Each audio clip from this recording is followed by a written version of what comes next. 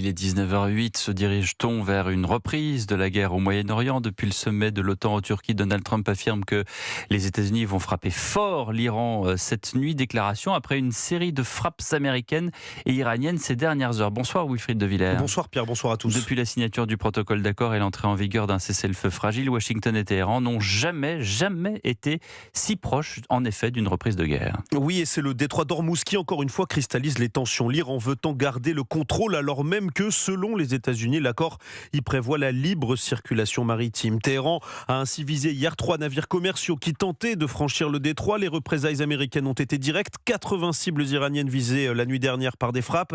Et tôt ce matin, ce sont des bases américaines au Koweït et à Bahreïn qui ont été prises pour cible par les gardiens iraniens de la révolution. L'heure est bien à l'escalade sur le terrain et dans les déclarations. Pour Donald Trump, le cessez-le-feu avec l'Iran est terminé.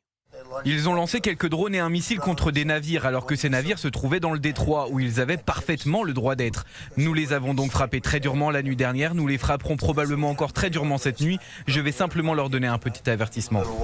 Si les frappes américaines de la nuit dernière ont principalement visé des infrastructures permettant la navigation dans le détroit, sites radars, postes de surveillance, Donald Trump menace désormais de détruire des infrastructures civiles, des centrales, des ponts et menace aussi de rétablir le blocus naval des ports iraniens si Téhéran persiste à perturber la libre navigation dans le détroit. Mais le président américain l'a affirmé il y a quelques minutes, ces nouveaux affrontements devraient prendre fin très rapidement. Merci Wilfried de Villers.